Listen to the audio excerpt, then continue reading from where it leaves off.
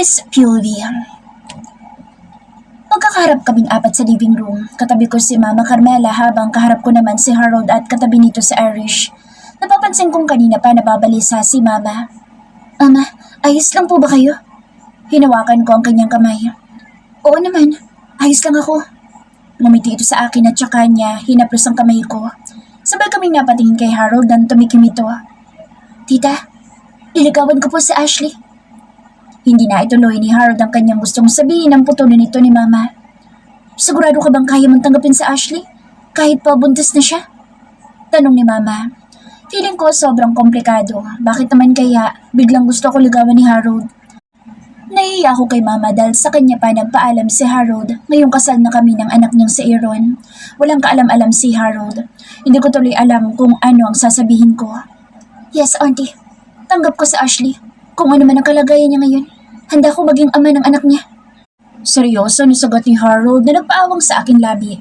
Kagad ako napahanga sa kanya. Seryoso ba to? Pero hindi na pwede si Ashley, Harold. Seryoso naman na sabi ni Mama. Parang napaawang ang labi ni Irish at Harold. Bakit hindi pwede? Kaagad na sumiyap sa akin si Harold. Bakit hindi na pwede, Ash? Do you have a boyfriend? Halos hindi makapaniwalang tanong ni Harold sa akin. Ako naman ay napayuko na lang. Hindi ko alam kung ano isasagot ko. Hindi lang boyfriend dahil kasal na kami. Gusto kong isagot ngunit nanatili akong tahimik. Oo nga, bestie. Bakit naman hindi na pwede? Noon lang gustong gusto mo si Kuya. Ngayon ba ayaw mo na kay Kuya? Parang nagtatampo naman na tanong sa akin ni Irish. Paano ba ito? Muli akong humarap sa kanila. Hindi sa ganoon, Irish. Pero kasi, hindi mo ba nakita? Buntis na ako. Sino ba lalaking? Ako, Ash. Seryosong sagot ni Harold. Napalunok ako dahil pakiramdam ko seryoso talaga ito sa mga sinasabi niya. Hindi ko tuloy na ituloy ang gusto ko sabihin ang putuli ni Harold ang gusto ko sabihin. Harold, sambit ko na lang. Liligawan kita, Ash. Wala akong pakialam kung ilang buwan o taon ang hihintayin ko basta liligawan kita. Muling napaawang ang aking labi sa sinabi ni Harold. Mukhang seryoso talaga ito sa mga sinasabi niya. Bakit si Ash? Harold, marami naman ibang babae dyan. Sabat naman ni Mama Carmela. Dahil sa kanya ko lang nakikita ang katangian ng babaeng gusto ko. Kaagad nasagot ni Harold na mas lalong nagpaawang sa labi ko. Yeah, that's my Kuya. Cheer up naman ni Irish. Hindi ako makapaniwalang sinasabi ni Harold ito samantalang noon hirap na hirap akong paibigin siya dahil palagi niya lang sinasabi sa akin na bata pa ako. Kahit nga noong papansin ako sa kanya, hindi niya ako napapansin. Bakit ngayon pa kung kailan hindi na pwede? Nasa ganoon akong pag-iisip na may marinig akong tumatawa at parang kinikilig ang mga tawa ng babae. Unti-unti akong tumingala. Una kong nasilayan si Mama, Harold at Irish. Sobrang nag-enjoy ako, babe. Salamat sa lahat ng binili mo para sa baby natin. Rinig na rinig kong sabi ng babae. Dumako ang aking paningin sa kinaroroonan ng boses ng babae na mukhang kararating lang. Nang dumako ang aking paningin sa kinaroroonan nito ay kaagad nanlaki ang aking mga mata dahil sa nasilayan ko. Hindi ko inaasahang makikita ko si Aaron at kasama niya si Lara? Lara? Teka, bakit siya nandito? Bakit magkasama silang dalawa ni Aaron? Napuno ng tanong ang isipan ko. Bumaba aking paningin sa mga dala nito. Isang paper bag ang dala ni Lara samantalang si Aaron naman ay 4 na paper bags ang bit-bit. Parang kinurot ang dibdib ko sa mga nakikita ko. Mukhang galing pa sila sa shopping mall. Pareho silang natigilan nang makita kami na nakaupo sa couch ng sala. Dumako ang paningin ng asawa ko sa akin. Tila pa nagulat nang makita ako. Nanlaki din ang mga mata nito. Nagkatinginan kaming dalawa. Kaagad niyang binawi ang kanyang tingin at saka niya sinulya pa ng katabi niya at ang magkahawak kamay pa nilang mga kamay. Hindi ako pwede magkamali. Si Lara ang babaeng kasama niya. Si Lara na ex-fiancé niya. Ang babaeng mahal niya. Biglang nakaramdam ako ng paninikip ng dibdib. Ang sakit pala na makitang masaya silang dalawa. Yumuko na lang ako dahil pakiramdam ko anumang oras ay tutulo ng mga luha ko. Ashley, tawag sa akin ni Mama Carmela. Hindi ko ito nilungon dahil baka kapag ginawa ko iyon, tuluyan ang bumagsak ang mga luha kong naipon na sa aking mga mata. Nilaksan ko ang loob kong ibalik ang paningin sa dalawa. Dumako ang paningin ko sa umbok ng tiyan ng ex-fiancé ni Aaron. Medyo malaki ito at hindi may pagkakaila na buntis rin itong katulad ko. Ate Lara? Nabasag ni Irish ang pag-iisip ko sa bigla ang pagtawag niya sa pangalan ng ex ni Aaron. Oh, hi Irish! Nakangiti rin na bati nito. Labas ang pantay-pantay na mga ngipin at lalong lumabas ang kagandahan nito na ngumiti. Kaya ba mahal na mahal siya ng asawa ko? Hanggang ba ngayon mahal niya pa rin ito? Saka lang nag-sink in sa isip ko ang lahat. Nagkabalikan na ba silang dalawa? Lumapit si Irish dito at kaagad na yumakap. Close sila ng best friend ko. Nagkabalikan na ba kayo ni Kuya Aaron? Kaagad na tanong ni Irish dito. Hindi ako nakagalaw sa kinaroroonan ko nang tabingin sa akin si Lara. Yeah, nagkabalikan na kami ni Aaron. In fact, I am already pregnant with our future child. Sagot ni Lara na nagpatigas sa akin sa kinatatayuan ko. Muli kong tiningnan si Aaron at saka naman siya napatingin sa akin. Mapagtanong ang mga tingin ko sa kanya ngunit hindi niya man lang binawi ang mga sinabi ni Lara. Hinihintay ko sabihin ni Aaron na hindi totoo ang sinasabi ni Lara ngunit hindi. Ang sakit. Bakit ang sakit? Kinapa kong aking dibdib na parang pinipigas sakit dahil sa nararamdaman ko ngayon. Harap-harapan niyang ipinamukha sa akin na hindi niya ako mahal. Si Lara pa rin ang mahal niya. So, dito ka na nakatira, Ate Lara? Muli itanong ni Irish. Yaw? Kaagad na sagot ni Lara pero alam kong palihim niya akong tinitingnan sa bawat kanyang pagsagot. Lara, kunwari naman na saway ng asawa kong magaling. Tuluyan ang tumulong aking luha. Kaagad kong pinunasan para hindi nila mapansin. Ashley, muli kong narinig ang pagtawag ni Mama Carmela sa akin. Napatingin ako sa kanya sa pagkakataong ito. Paano nilang nagawang paglihiman ako? Wala pala akong kaalam-alam. Kaya pala palagi nandito si Aaron dahil may binabahay na pala siya na iba dito sa mansyon. Tuluyan ang tumulo ang luha ko sa mga sandaling masasakit na nasa isip ko. Pinaglihiman nila ako mag-ina. Wala pala akong kaalam-alam sa mga nangyayari. Todo, bawi pa naman ako kay Aaron para lang maging perfect wife sa kanya. Akala ko totoo nang natatanggap niya magiging anak niya sa akin dahil binilihan niya na ito ng mga gamit. Pero dahil lang pala kay Lara kaya niya binilihan ng mga gamit ang magiging baby namin. Ipinag-shopping niya pa ito. Kaya naman pala ang bilis niyang magdesisyon na umuwi kami noong namasyal kami dahil may naghihintay pala sa kanya dito sa mansyon. Excuse me? Kaagad na paalam ko sa kanila. Dumiretso ako sa kusina at nagtungo sa lababo. Doon ako umiyak ng umiyak. Inilabas ko ang sakit na nararamdaman ko. Pakiramdam ko'y pinagkaisahan nila ako. Ma'am, ayos lang po ba kayo? Tanong ng may dito. Pinunasan ko ang aking mga pisngi. Suminghot pa ako bago tuluyang humarap dito. Ayos lang ako. Iwan niyo po muna ako. Kaagad na sabi ko dito. Narinig ko ang mga hakbang nito palabas pagkatapos kong yumuko para ilabas na naman ang sama ng nararamdaman ko ngayon. Ashley, ilang minuto bago umalis ang maid ay narinig ko naman ang pagtawag sa akin ni Mama. Nilapitan niya ako. I'm sorry anak. Taas no kong hinarap ito kahit pa napuno na ng luha mga mata ko. Huwag niyo po akong tawaging anak.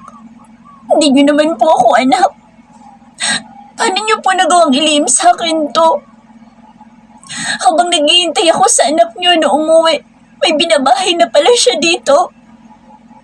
Nanginig ang labi ko. Oo, alam ko naman po na mas mahal ni Aaron si Lara. Kaya ano ba naman at sino ba naman ako para magalit? Hinarap ko ito na puno ng hinanakit. Sunod-sunod naman ang pagtulo ng aking mga luha. Ashley, I'm sorry. Sinubukan niya akong yakapin ngunit umatras ako. Anak, I'm so sorry. I'm so sorry kung nasaktan ka namin ni Aaron. Hindi ko kaagad nasabi sa'yo pero anak ni Aaron ang nasa sinapupunan ni Lara. Hindi ko pwedeng pabayaan na lang. Ina nga po eh. Hindi niyo kayang sabihin sa akin. Maintindihan ko naman kung talagang anak ni Aaron ang dinadala ni Lara. Sana nga po hindi niyo nilihim sa akin para hindi ako nagbukang tanga na asawang naghihintay sa bahay na umuwi ang asawa. Pero yun na nga pala, may iba na palang kinakama kaya hindi na nakakauwi sa bahay. Ako naman po na si tanga, hindi man lang nagduda kahit na konti. Bigla akong natawa, tawang puno ng hinanakit. Sa bagay, hindi dapat ako nagdademand dahil unang-una naman ako sumira sa kanilang relasyon. Deserve ko nga to. Deserve ko po ito. Turo ko sa sarili habang panay ang pagtulo ng mga luha ko. Ashley, sinubukan niya ulit akong yakapin pero hinarang kong aking mga kamay. Iwan niyo po muna ako. Sabi ko dito. Malungkot na malungkot ang mukha ng senyora na tumalikod sa akin. Pag alis niya pumasok naman si Harold. Kagad kong pinunasan ang mga luha ko. Nagkunwari ako nagilamos na lang para hindi niya mahalatang umiiyak ako. Ash, tawag niya sa akin. Mapait kong hinarap ito. Harold, sagot ko. Ayos ka lang? Bakit biglang namuli yung mga mata mo? Umiiyak ka? Pag-aalala niya, wala kasi siyang kaalam-alam sa mga nangyayari. Ayos lang ako. Pilit akong ngumiti. Ano ka ba? Bakit mo naman naitanong sa akin kung ayos lang ako? Napuwing lang ako. Palusot ko pero hindi ko talaga napigilan ang pagtulo ng mga luha ko. Huwag mo akong lokohin, Ash. Umiiyak ka, alam ko. Madiin na sabi niya. Ha? Bakit naman ako iiyak? Pilit pa rin ako ngumiti. Nang dahil kay Aaron at Lara. Hindi ako slow para hindi ko mahalata, Ash. Hindi Una pa lang naghinala na ako. Hindi ka naman talaga kinupkop ng mga Anderson para gawing anak, hindi ba? Dahil ang totoo, si Aaron ang ama na ipinagbubuntis mo. Am I right, Ash? Napawa bang alabi ko sa mga sinabi ni Harold? Ano mo nasabi yan? Hindi maitatago ang secret marriage niyo ni Aaron sa private investigator ko. Ash, alam ko na lahat. Dahil sa sinabi ni Harold, bigla ko na lang siyang niyakap. Niyakap ko siya ng mahigpit. Kaya Harold, doon ko binuhos ang lahat ng sakit na nararamdaman ko sa balikat niya. Iniiyak ko lang ito sa mga balikat niya. Tinapik niya ang balikat ko. Ash, sumama ka na sa amin ni Irish. Kagad akong kumala sa pagkakayakap sa kanya. Kaya Harold, hindi ko hayaang masaktan ka lang ni Aaron dahil alam naman natin na hanggang ngayon si Lara pa rin ang mahal niya. Dahil sa sinabi ni Harold ay muli na naman pumatak ang aking luha. Napayakap ako sa kanya. Hindi ko kayang umiyak mag-isa. I need a shoulder to cry on. Napapikit ako habang yakap ko siya. Sa pagpikit ko narinig ko ang isang malakas na tila basuntok. Nawalang bigla si Harold sa pagkakayakap ko. Pagmulat ko ng mga matay nakaupo na sa sahig si Harold habang galit na galit naman nakatingin sa kanya si Aaron. Aaron! Sigaw ko. Kaagad ako lumapit kay Harold para alalayan ito. Kahit nahihirapan akong yumuko, may dugo sa pisngi nito. Sinuntok na naman siya ni Aaron. Ano bang problema mo? Bakit mo sinuntok si Harold? Sigaw ko sa asawa kong magaling. Ali, uuwi na tayo. Madiin niyang sabi sa akin. I'll explain to you at home. Hahawakan niya sana ang kamay ko ngunit inilayo ko sa kanya. Ang kapal ng mukha niya. Sunod-sunod na pumasok sila Irish, Lara at Mama Carmela. Pinapanood na nila kami. Kaya? Sigaw ni Irish. Nilapitan kaagad ni Irish si Harold. Pagkatapos mong ipamukha kay Ash na sinara pa rin ang mahal mo, may gana ka pa na pauwiin siya sa bahay mo? Tumayo si Harold at kinompronta si Aaron. Anong sabi mo, kuya? Hindi ko maintindihan. Anong bahay? Hindi ba dito ang bahay nila Ash at Kuya Aaron? Gulong-gulo na tanong ni Irish. Saka ko na ipaliliwanag sa'yo. Sagot ni Harold kay Irish na agad namang tumingin sa akin. Naghahanap ng kasagutan sa kanyang mga katanungan. Wala kang pakialam, David. She's my wife, kaya ako pa rin ang masusunod. You don't care if I take her home with me. That's because she's still my wife. Nagkasamaan ang tingin ng dalawa. Wife? Narinig kong naguguluhan na sambit ni Irish. Tarantado ka pala eh. Nanlaki ang mga mata ko nang sumuri ni Harold si Aaron para suntukin. Sinuntok ni Harold si Aaron. Pareho na silang may mga dugo sa mga pisngi. Nagsigawan naman sa loob ng kusina. Wala kang karapatan na saktan si Ash. Duro ni Harold kay Aaron. Nanlalaki ang mga mata ko, ganon din sila Mama Carmela at Lara. Bago pa muli magkaroon na naman ng suntukan sa pagitan ng dalawa ay dumating na ang dalawang security guard para awatin silang dalawa. Naawat naman ang dalawa ng mga security guard. Nasa sala na ulit kami at magkakaharap na kami lahat. Ash, sumama ka na sa amin ni Irish. Doon ka na muna sa bahay. Alok ni Harold sa akin. Hindi ako papayag na isama mo si Ashley. Who are you to take my wife with you? Kapatid ka lang ni Irish na best friend ni Ali. You have no right. Inis na sabi ni Aaron kay Harold. Kung sasaktan mo lang si Ash, mas mabuti pa na isama ko siyang pauwi. Muli na namang nagkasamaan ang tingin ng dalawa. Tumigil na kayo, please lang. Nangihinang napasigaw ako kasabay ng aking pagtayo. Saka ko kinuha ang bag ko sa mini table. Hindi ako sasama sa inyo. Kahit ni isa sa inyo wala akong sasamahan. Harold, pasensya na. Nangihina na sabi ko dito. Natulala sila lahat. Tumalikod ako para lumabas ng mansyon. Narinig ko pa ang pagtawag ni Aaron sa akin ngunit hindi ko ito nilingon. Third person's POV. Yaya Nelia, si Ali ba umuwi dito kanina? Pagdating ni Aaron sa bahay ay ito kaagad ang tinanong sa kanilang maid. Oo sir. Bugto pa nga po ang mga mata. Saka nanood pa siya ng TV kanina pa sa may sala. Bakit po sir?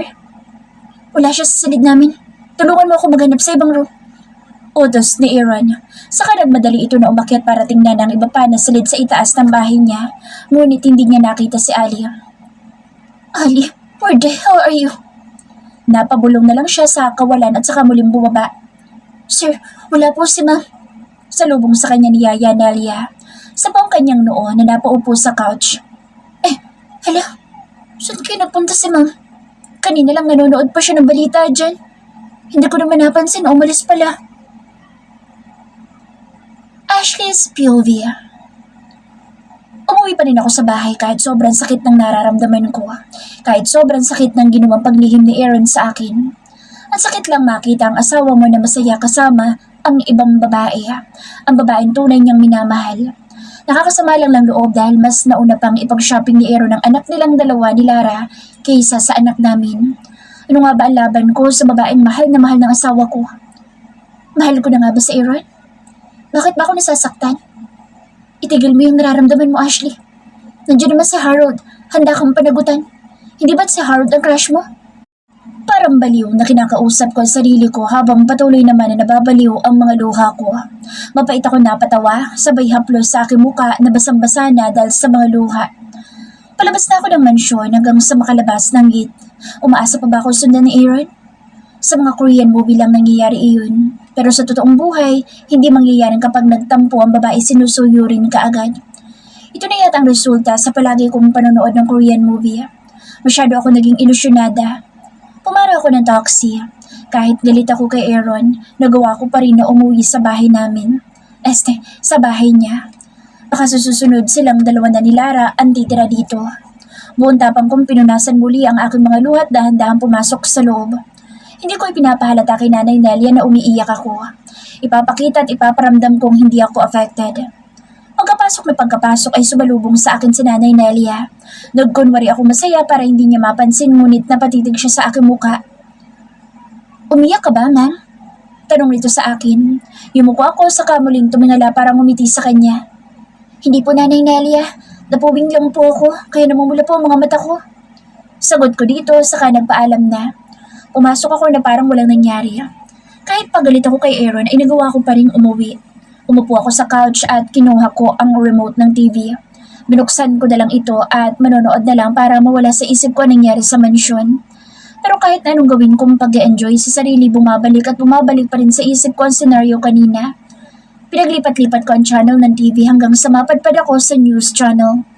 Sa pagtutok ko sa channel na iyon ay mukha kaagad ni Aaron na sumalubong sa akin. Yung mukhang may sungay, nakangiti, habang nakahapit ito sa bewang ng babae. Napawang ang aking labi kasabay ng pagsabunod ko sa cover ng couch dahil sa tumambad sa aking paningin.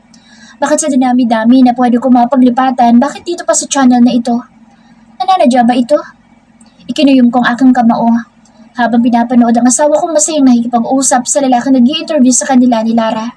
Habang si Lara na may abot, tenga, ang ngiti at kampanteng-kampante sa kanyang mga sagot. Nagkabalikan na nga sila. Kailangan pa bang ipagsigawan sa buong mundo? Samantalang ako'y hindi mo maipagsigawan? Hudas ka! I hate you! Tagos hanggang buto! Naiinis na pinatay ko ang TV. Tumayo ako para lumabas ng bahay.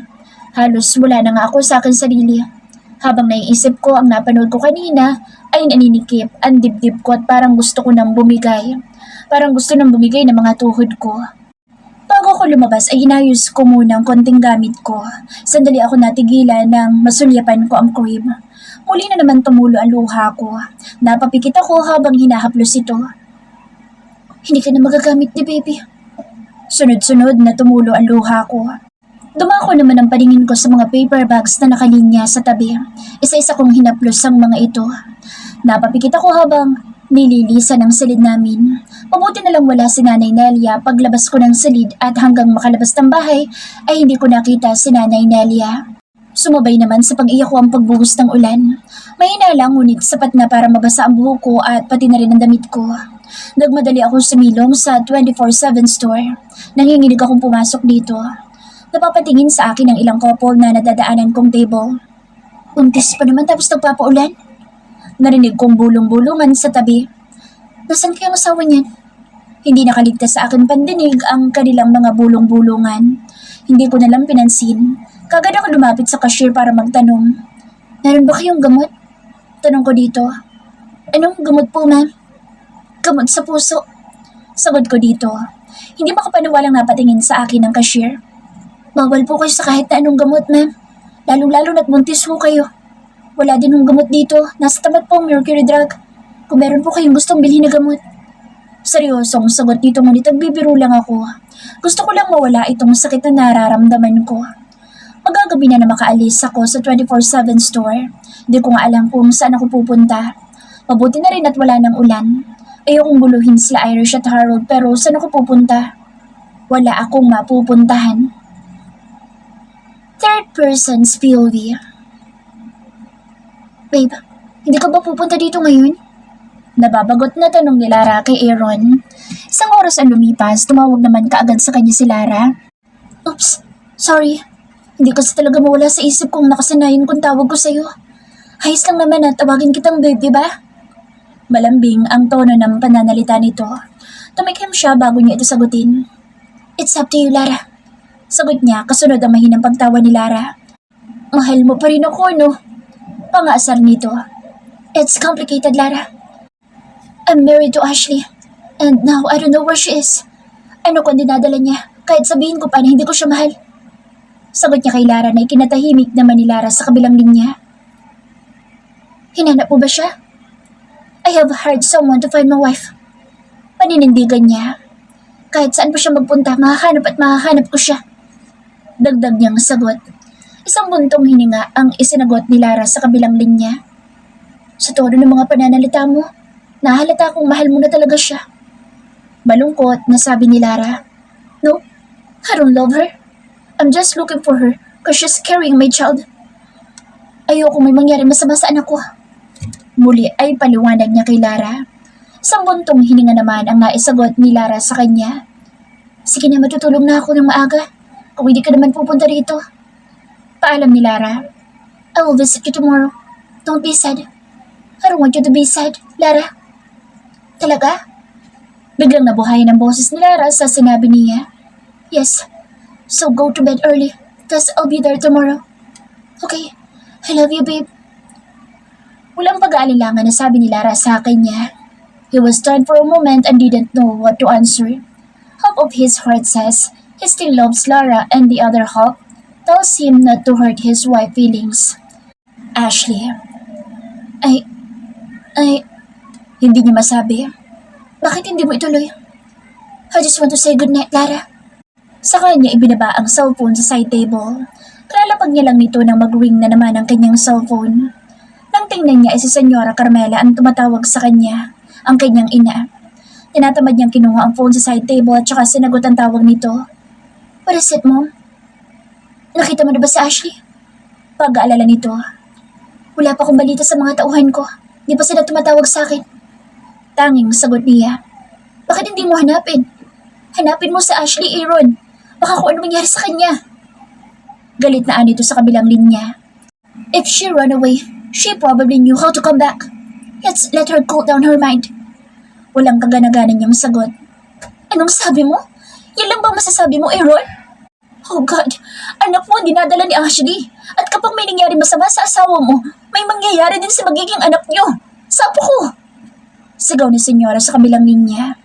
Halos mabingi siya sa lakas ng boses nito. Bukas ko na lang siya hanapin. Pagod na ako at gusto ko na matulog. Saan niya dito saka hinilot ang sariling noo. Bigla kasi siyang nilamon ng antok. Siguraduhin mo lang na mahanap mo sa Ashley, Aaron. Dahil kung hindi, si Lara ang paalisin ko dito at patatapon ko siya kung saan lupalop siya nababagay. Sigaw muli ng senyora sa kanya. Medyo nailayo naman niya ang kanyang sarili sa cellphone dahil pakiramdam niya mabibingi na siya sa lakas ng boses ng kanyang ina. Apo niyo rin ang dinadala ni Lara. I want to be sure, Aaron. Gusto kong dumaan din si Lara sa paternity test. Madiing sabi ni senyora. Bakit pa? Nakakasiguro akong anak ko ang dinadala ni Lara. May nangyari sa amin bagong engagement party. Sigurado na sabi ni Aaron. So, gusto ko lang maging sure, kaya ako gagawin ito. If you don't like my decision, there's nothing you can do because tomorrow, I will have Lara take a paternity test. Immediately. Okay, fine, Mom. If that's what you want, why not? Nakakasigurado naman akong anak ko nga ang batang minadala ni Lara. If you don't have anything to say, Mom, I'm going to hang up the phone because I'm really sleepy and want to sleep. Paalam niya sa ina. Pumayag naman ito. Kalalabas lang ni Aaron mula sa banyo, suot ang tangang puting towel na silbing takip ng kanyang pagkalalaki. Nagtagal siya sa banyo dahil nagpakasawa pa siya sa malamig na tubig. Paglabas niya ay napukaw ang kanyang paningin ng babaeng nakatalikod. Kilala niya ang babaeng nakatalikod sa kanya habang nakahawak sa nakaawang na pintuan ng kanyang silid. Ali? Kung hindi siya nagkakamali, si Ali ang nasa harapan niya na nakatalikod pa sa kanya. Unti-unti itong humarap. Nakahinga siya ng maluwag na masilayan na mukha ng asawa. Akala ko ba'y lumayas ka na? Kaagad na sabi niya dito. Hindi ito umimik, kundi ay unti-unti nitong sinarado ang pinto sa muling humarap sa kanya. Ashley was wearing only silk lingerie. She slowly walked closer to him. Why am I leaving? I'm not a loser, Aaron. I have more rights to you than that, Lara. Why would I leave you? Ashley said confidently. Ikinagulat ni Aaron nang biglang kabigi ni Ashley ang kanyang bewang. This is the best revenge I could take. Kumindat ito saka inilapit ang daliri sa labi. Saka nito dinilaan ang sariling daliri. Napatanga si Aaron sa ginawa ng asawa habang isang paa nito ay inabot ang kanyang pagitan ng mga hita. Ali, napaungol siya sa ginawa nitong pagsungkit ng paa nito sa kanyang pagkalalaki na kaagad namang nanigas. What the hell are you doing? Why did you suddenly become old again? Ngumiti na nakakaakit sa Ashley. Nandahil sa iyo kaya ako nagkakaganito. Bigla siyang itinulak nito sa kama dahilan para mapahiga. Kaagad naman siyang kinubabawa ni Ashley na ikinagulat niya. Ali, what the hell? What is happening to you? Takanta na tanong niya dito. Kaagad na gumapang ang kamay ni Ashley sa kanyang dibdib pababa sa kanyang obs hanggang sa unti-unti nitong hawiin ang towel na tanging takip sa kanyang bewang. Napatitig si Ashley sa pagitan ng kanyang mga hita saka ito pilya ng umiti. Napansin niya ang paglikot ng kamay ni Ashley bago siya tinitigan nito at inilapit ang muka sa kanyang leeg. Congratulations! This will be your last happiness. Bulong niya na nagpakiliti naman sa kanyang leeg. Ang hininga nito. Ano ibig niya sabihin? Sambit ni Aaron sa kawalan. What do you mean? Kunot noong naitanong niya kay Ashley. Umisi ito kasabay ng paghugot nito ng kung anong bagay sa likuran. Nanlaki ang kanyang mga mata nang makitang hawak ni Ashley ay isang gunting. Ashley, what is that? Kinakabahang tanong niya dito. Muli na namang umisi sa Ashley saka itinutok ang gunting sa kanyang pagkalalaki na nagpalaki sa kanyang mga mata. Siguro naman, titino ka na dito sa gagawin ko. Nang sabihin nito, ay biglang inihanda ni Ashley ang gunting. Kaagad na nanlaki ang kanyang mga mata. Isang malaking gunting ang hawak ni Ashley. What the hell? Napaatras siyang bigla. Kung ano man niya binabalak mo, Ali? Hindi natuloy ang sasabihin niya na makitang ginupit bigla ni Ashley ang kanyang kaligayahan. Nanlaki ang kanyang mga mata nang makitang dumudugo at putol na ang kanyang ipinagmamalaking pagkalalaki. Oh shit! Napamura siya ng malutong dahil sa lakas ng dugo na tumatagas mula sa kanyang pagkalalaki. What the fuck, Ali? What did you do to my dick? namimilipit sa sakit na sigaw ni Aaron. Isang malutong na tawa ang ibinigay ni Ashley. That's revenge! My dearest husband! Itinapon ito sa tabi ang gunting at naglakad ng palabas.